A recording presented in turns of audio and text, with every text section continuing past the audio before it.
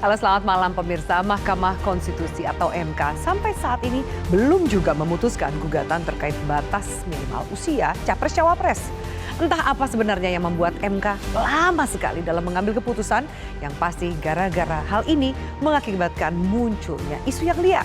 Banyak yang mengatakan MK sengaja mengulur waktu untuk melanggengkan langkah Gibran Rakabuming Raka, anak sulung dari Presiden Joko Widodo, untuk menjadi bacawa pres di 2024. Ditambah lagi Ketua MK, Anwar Usman, adalah ipar dari sang presiden. Itulah yang akan kami sajikan dalam editorial pada malam hari ini, MK di bawah bayang dinasti Jokowi. Bersama saya, Afiani Malik.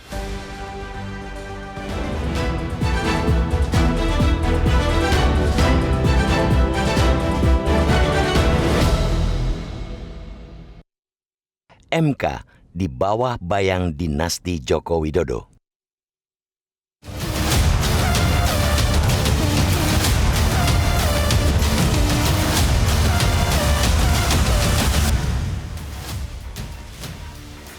Putusan soal uji materi Undang-Undang Nomor 7 Tahun 2017 tentang pemilu terkait dengan batas usia calon presiden dan calon wakil presiden belum juga diketok palu oleh Mahkamah Konstitusi atau MK. Ada pertanyaan besar, ada pula syakwa sangka bahwa bisa jadi ada apa-apanya sehingga masalah yang sebenarnya sederhana tetapi diselesaikan berlama-lama. Uji materi terhadap pasal 169 huruf Q Undang-Undang Pemilu dimohonkan oleh sejumlah pemohon sejak beberapa bulan silam. Pasal itu mengatur batas usia Capres-Cawapres minimal 40 tahun dan diminta untuk diturunkan menjadi 35 tahun. Ada juga pemohon yang memohon MK memberikan batas usia maksimal bagi Capres-Cawapres 70 tahun. Tidak perlu jenius untuk menilai kenapa tiba-tiba ada permohonan seperti itu. Masyarakat yang IQ-nya biasa-biasa saja pun paham bahwa ada kepentingan politik di baliknya. Ya, terkait dengan kontestasi Pilpres 2024 juga tak lepas dari strategi pihak-pihak yang berkontestasi. Diduga kuat, sangat kuat, permohonan untuk menurunkan batas usia Capres-Cawapres berkaitan erat dengan keinginan menjadikan Gibran Rakabuming Raka sebagai Cawapres. Gibran adalah wali kota Surakarta yang juga putra sulung Presiden Joko Widodo. Dengan statusnya itu, dia punya modal besar untuk mendulang suara bagi Capres yang didampinginya. Jika MK mengabulkan penurunan batas minimal usia Cawapres menjadi 35 tahun, Gibran bakal memenuhi syarat berkompetisi di Pilpres. Pada 1 Oktober 2023 ini, dia genap berusia 36 tahun. Jika itu yang terjadi, makin dalamlah terah Joko Widodo menancapkan kukunya di tanah kekuasaan. Dalam kompetisi, segala taktik dan strategi sah dilakukan selama berkesesuaian dengan regulasi. Yang terpenting adalah bagaimana negara memastikan regulasi tak diakal-akali, juga tak dikreasi sesuka hati. Disinilah peran MK sebagai pengawal konstitusi diuji. Celakanya, dalam hal ini, MK terkesan kehilangan integritas dan independensi. Soal batas usia Capres-Cawapres adalah wewenang pemerintah dan DPR selaku positif legislator pembuat undang-undang. Ia bersifat open legal policy. Ia bukanlah ranah MK sebagai negatif legislator yang hanya boleh membatalkan undang-undang jika bertentangan dengan Undang-Undang Dasar. Sesederhana itu sebenarnya. Tidak rumit. Tidak perlu adu urat leher untuk berargumentasi. Tapi di negeri ini berlaku adagium. Kalau bisa dipersulit, kenapa harus dipermudah? Atau kalau bisa lama, kenapa harus dipercepat? Dan pasti di belakang prinsip sesat itu ada niat jahat. Di Republik ini, hukum tak bisa dipengaruhi pihak lain. Tapi itu cuma katanya, konon.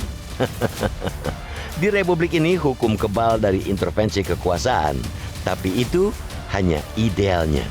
Realitasnya, hukum tak jarang berlutut di kaki kaum berpunya dan para penguasa.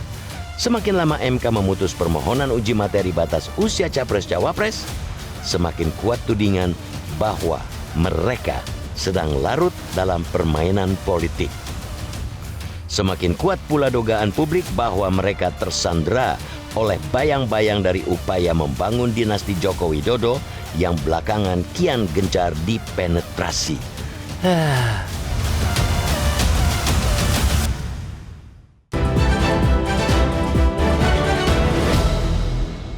Itulah yang kami sajikan dalam editorial pada malam hari ini, MK di bawah bayang dinasti Jokowi. Dan sudah bersama dengan saya Ketua Dewan Redaksi Media Group, Bang Elman Saragih. Bang Elman, selamat malam. Malam, Mbak Pi. Bang Elman, mengapa kita mengatakan judul editorial pada malam hari ini MK di bawah bayang dinasti Jokowi? Apa karena Ketua MK adalah ipar sang presiden?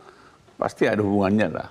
Jadi terkesan ada konflik kepentingan kan. Kedua juga sebetulnya kan uji materi tentang batas usia presiden dan wakil presiden ini kan terlalu lama kan. Bayangan kita sebetulnya tidak selama ini. Bahkan ketika topik ini juga sudah kita bawakan dalam beberapa waktu yang lalu, kita sih berharap sebetulnya pekan lalu juga sudah putus kan. Harusnya segera diumumkan, kan? Kita mendorong itu. Karena kalau melihat materinya yang diuji, sebetulnya kan sangat teknis. Sama sekali tidak terkait dengan konstitusi. Hanya soal umur. Dari 40 menjadi 35. Memang pertanyaannya sebetulnya kan apa sulitnya? Karena toh juga mau dibuat 20 juga bisa kok. Mau dibuat 30 juga bisa. Batas atas dan batas bawah itu bisa? Bisa, karena itu nggak diatur konstitusi. Itulah sebabnya sebetulnya dari awal, begitu materi ini diadukan, diuji materikan di MK, sebetulnya harapan masyarakat ini langsung ditolak.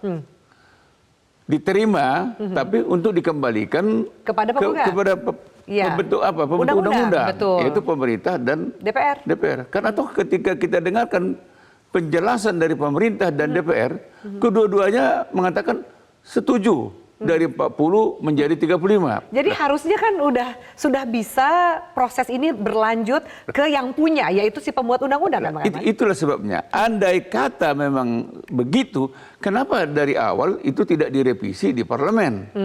Pertanyaannya, kenapa harus melalui MK? Sehingga ada kesan orang memang untuk jalan tol pilih MK. Karena kalau melalui revisi undang-undang pasti harus uji publik lah. Prosesnya lama, mungkin ada lobby-lobby politik yang terjadi seperti itu ya, Bang? Sehingga masyarakat bertanya, ada kegentingan apa kasus ini, batas usia minimum jadi capres-cawapres ini diajukan, diuji materikan ke MK. Apa sebetulnya di balik ini? Apakah sedang mempersiapkan seseorang dan konon katanya kalau suara-suara yang masyarakat akan mempersiapkan Gibran katanya kan. Inilah sebetulnya hal-hal yang kita tidak inginkan. Padahal mungkin tidak. Tapi karena ketua MK-nya juga ipar presiden, yang diomongin juga anak presiden gitu ya. Dan itulah jadi komplit semuanya. Sehingga memang jangan salahkan kalau orang juga menduga-duga ini jangan-jangan ini memang bagian daripada politik dinasti kan gitu. Nah, Bang Elman, kita dengarkan apa tanggapan dari Ketua MK ketika ditanya mengenai mengapa lama sekali untuk memutuskan dan mengumumkan hasil dari gugatan soal batas usia capres-cawapres ini. Kita dengarkan bersama. Ya mudah-mudahan ya dalam waktu dekat ya. Sudah RPH belum Pak?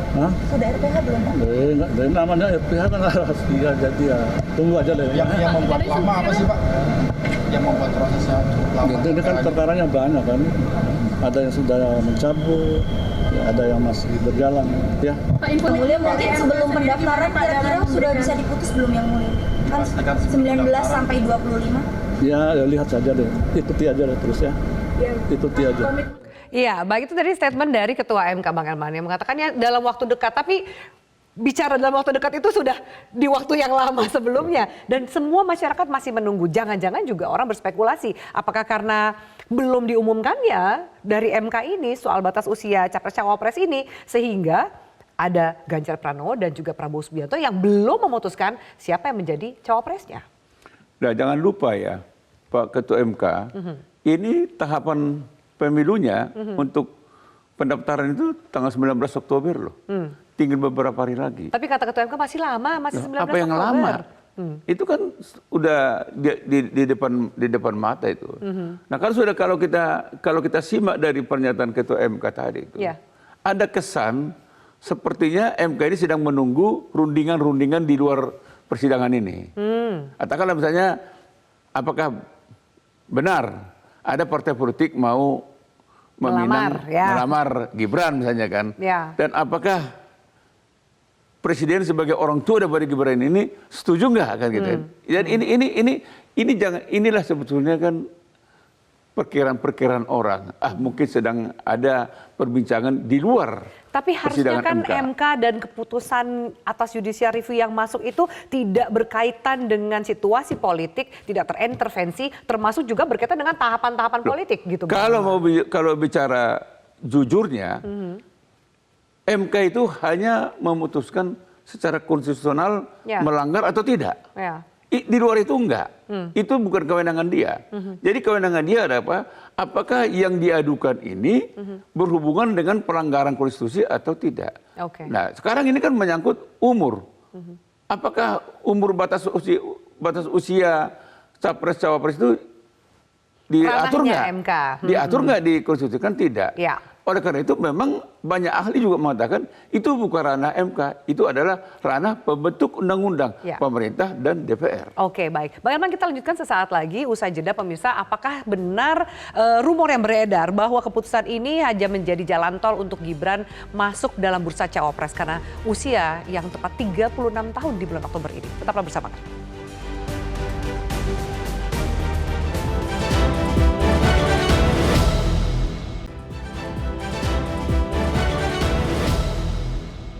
Ya kalau isu kan banyak, asal muasal dari isu itu karena ya ini kontestasi biasa. Kita udah biasa dihadapkan pada berbagai isu-isu, tapi Mas Gibran kan kami juga sering berdialog sama beliau. Beliau oleh Pak Jarod ini di dalam sekolah-sekolah partai itu selalu hadir dengan penuh berdisiplin. Kalau ada isu-isu itu kan memang ada skenario dari pihak-pihak lain yang mencoba ya untuk meletakkan politik Davide et Impera. Itu kan politik zaman kolonial masa lalu. Politik sekarang ini politik kolaborasi, politik gotong royong, politik mencari energi positif. Ya, itulah tanggapan dari Sekjen dari PDIP, Bang Elman. Mas Hasto mengatakan bahwa isu-isu udah biasa. Ini mungkin isu yang coba dilemparkan pihak-pihak tertentu untuk mengadu domba, terutama mungkin di internal PDIP sendiri. Tanggapan Bang Elman seperti apa? Ya, saya pikir sih kurang masuk akal ya. Kalau itu hanya sekedar dimasukkan untuk mengadu domba ya. Itu pasti enggak lah. Maksudnya nggak ada asap tanpa ada api gitu, Bang? Mungkin. Tapi kan memang kalau kita melihat ya, kenapa terkait langsung. Ini kan Gibran itu kan ulang tahun 1 Oktober kemarin kan. Iya. Menjadi 36 tahun. Jadi kenapa juga uji materi ini persis turun menjadi 35 kan. Kenapa enggak 30? Kenapa enggak 25? Kalau soal menyangkut angka kan gitu. Nah, berikutnya memang yang dari pertanyaan masyarakat, apa penyebabnya kok terlalu lama kan gitu kan diputuskan. Karena sebetulnya kalau dari materinya kan sebetulnya dari awal kan materinya kan tidak cukup kuat untuk diperdebatkan lagi. Karena kalau saya ingat penjelasan pertanyaannya dan penjelasannya Hakim Konstitusi si Saldi Isra, beliau juga sudah mengatakan karena toh antara pemerintah dan DPR sependapat soal menurunkan batas usianya, kenapa enggak kembalikan aja ke sana gitu kan. Nah, sebetulnya sejak saat itu mestinya MK sudah harus bisa memutuskan ini cukup sampai di sini saja. Berapa banyak pun yang mengadukan perkara ini, udah kita tutup aja, kembalikanlah. Supaya tidak menjadi perdebatan yang berkepanjangan, kembalikan saja ke ranah pembuat undang-undang. Seperti itu kan, Bang? Kalau begini kan orang merasa ini memang akan dipaksakan ini. Tapi emang nggak percaya omongan dari Mas Hasto mengatakan bahwa ini hanya sekedar isu yang dilempar gitu untuk mengganggu-ganggu kesolidan atau mengadu domba Ya, pihak-pihak. posisi kita kan bukan soal percaya tidak percaya, tapi itu kan poinnya dari Hasto. Dan memang Sekjen PDB harus ngomong begitu kan. Jadi Tapi itu kan normatif saja? Normatif saja, tapi kan jangan salahkan kalau masyarakat tetap berkesimpulan ini pasti terkait dengan politis. Apa? Menyangkut anak seorang presiden. Walaupun beberapa kali kita sudah dengar pernyataannya Gibran, enggak lah, saya kan baru nggak ada pengalaman. Tapi kan bagaimana orang bisa percaya dengan sebuah pernyataan? Kalau nanti misalnya Ternyata ini diketuk palu dan anggaplah kemudian diterima. dan diterima, Lain cerita gitu ya, Apa Bang? yang salah juga? Karena secara undang-undang Memenuhi syarat. apa yang salah? Oke. Hak semua orang, kan Oke. gitu. Oke, Bang Elman, kita akan dengarkan seperti apa nanti tanggapan juga dari komentar pemirsa kami. Kita lanjutkan sesaat lagi, tetap bersama kami di Metro TV.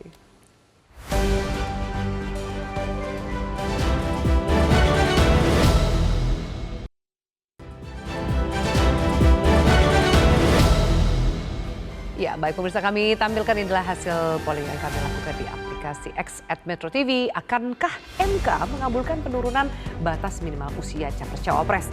Jadi Bang Elman, kita lihat bahwa sepertinya dari masyarakat juga ada yang terbelah ya opininya ya. Hampir sama-sama yang mengatakan ya akan dikabulkan 49%, yang mengatakan tidak 51%. Jadi memang sebenarnya tidak ada yang bisa memastikan karena terlalu 50-50 lah, terlalu tidak bisa diduga arahnya kemana. Ada tanggapan dari netizen @Adi Rohman yang mengatakan yang pasti MK anak buah Jokowi, semua pejabat takut sama Jokowi, apakah Jokowi itu yang dipilih. Ini berkaitan dengan tema kita soal di bawah bayang-bayang dinasti politik. Lalu ada Vera Rero, demi sang pangeran undang-undang dirubah paman. Ini kan suara-suara dari masyarakat ya, netizen gitu Bang Elman, yang mengatakan bahwa sepertinya, seperti ulasan tadi Bang Elman katakan, apa iya seakan sekasar itu untuk memuluskan jalan 1-2 orang? Ya, saya sih melihatnya begini, untuk tidak sampai tuduhan-tuduhan bahwa Pak Jokowi ini mempersiapkan politik dinasti, maka tergantung kepada MK. Jadi kalau ke MK mau membuat suasana ini menjadi kondusif, maka MK harus segera memutuskan dan keputusannya tolak. Jadi segera putuskan dan tolak. Sehingga bisa dikatakan marwah MK dan kepercayaan publik terhadap MK masih bisa terjaga ya, dan kepercayaan publik terhadap Pak Jokowi juga tetap bagus. Sebab kalau ini kan kita tidak setuju, tapi kan ada anggapan masyarakat ini kan bagian daripada politik dinasti ya Pak Jokowi. Katakanlah misalnya kan Gibran, artinya gini, inilah presiden pertama yang anaknya sama mantunya langsung menjadi wali kota. Dan anaknya menjadi ketua umum partai politik hanya 2 hari setelah daftar. Nah, ini kan jangan kita pelihara isu-isu ini menjadi isu negatif. Ya. Ini kan anggap aja memang terjadi mau apa? Rakyat memilih. Itu hak politik, hak politik. semua warga negara, betul. Nah, tetapi kalau misalnya nanti MK memutuskan menerima uji materi ini dan turun batas usia capres-cawapres dari 35 menjadi 35, ini akan memperkeruh suasana. Dan kita tidak mau itu. Kita mau situasi yang kondusif jelang pesta demokrasi 2024. Kita mau MK tetap dianggap lembaga yang kredibel, integritasnya bisa dijamin, dan Presiden Jokowi juga memang bukan mau membangun politik dinasti. Baik Bang Elman, kita harapkan seperti itu dan kita menunggu semoga secepatnya sesuai dengan kata Ketua MK pengumuman akan dilangsungkan. Baik, terima kasih Bang Elman untuk diskusi kita pada malam hari ini. Dan juga pemirsa, terima kasih banyak atas atensi Anda. Kita akan jumpa lagi di editorial malam esok hari. Selamat malam, sampai jumpa. Metro TV. Jelajahi cara baru mendapatkan informasi. Download Metro TV Extend sekarang.